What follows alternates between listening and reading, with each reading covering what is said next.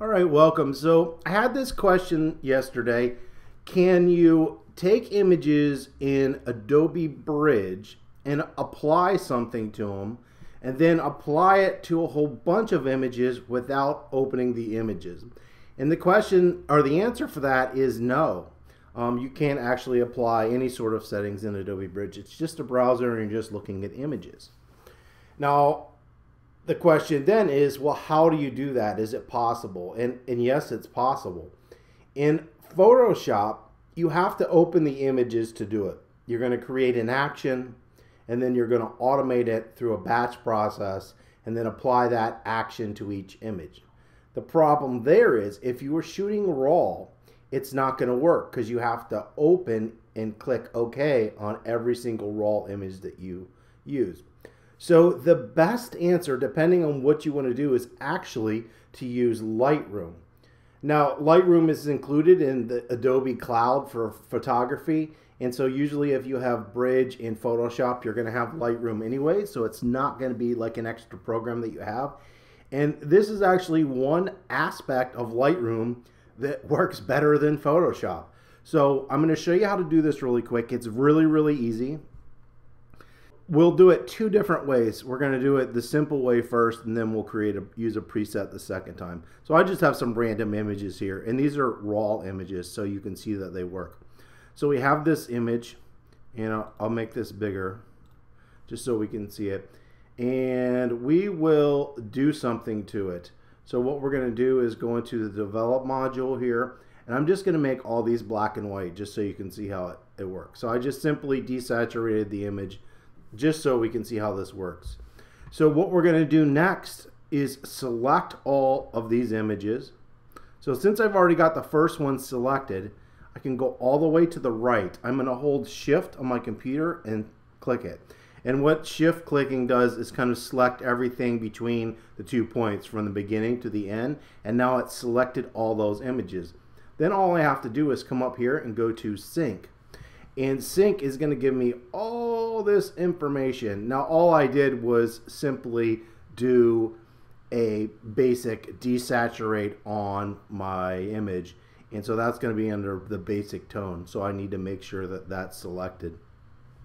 If I had anything else like in color or somewhere else, like let's say I needed that selected, I would need to make sure that was selected up there. So if I did something in transform or split toning, make sure everything is selected. And you could just hit check all just by default.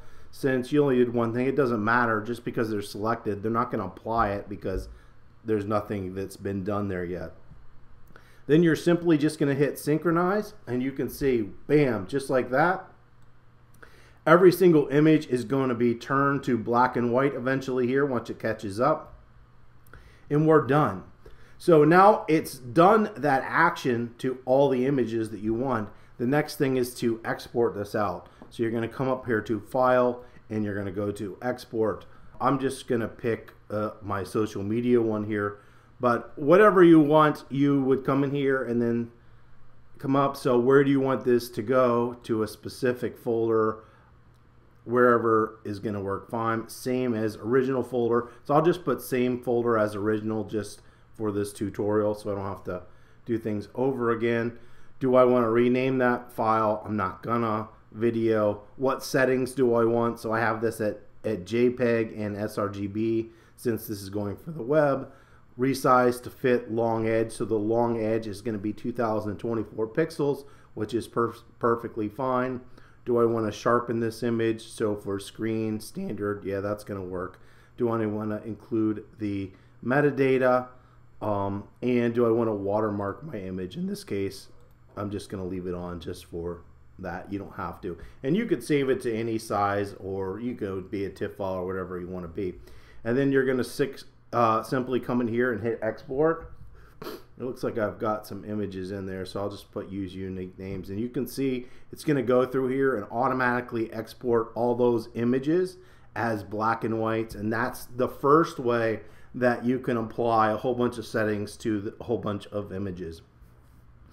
The next is very, very similar. So what we're going to do here is reset this, and we'll hit all, and then we'll hit sync, and synchronize that. So hopefully everything's reset.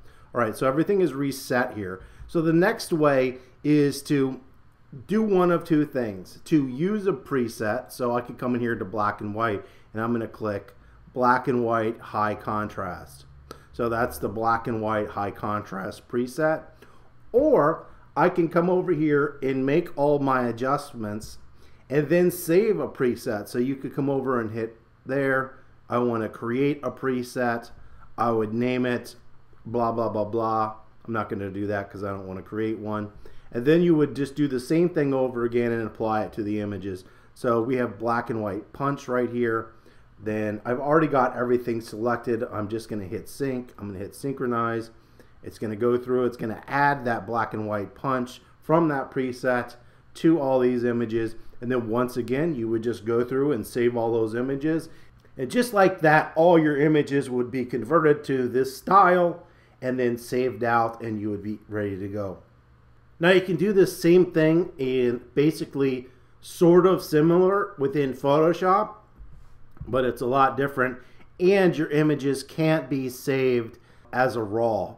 So if you have a JPEG and you want to look up how to do an automated batch, that's a different way to do this, but they can't be RAW files. If you have RAW files, really this is just the best way and simplest way to do it. Photoshop is going to open every image, apply an action, and then close and save each image, so it actually takes a little bit longer. So just in my opinion, this is the best way to apply something to a whole bunch of images and then export them out. So hopefully this has been helpful. If you have any comments or questions, you can leave those below, and don't forget to subscribe.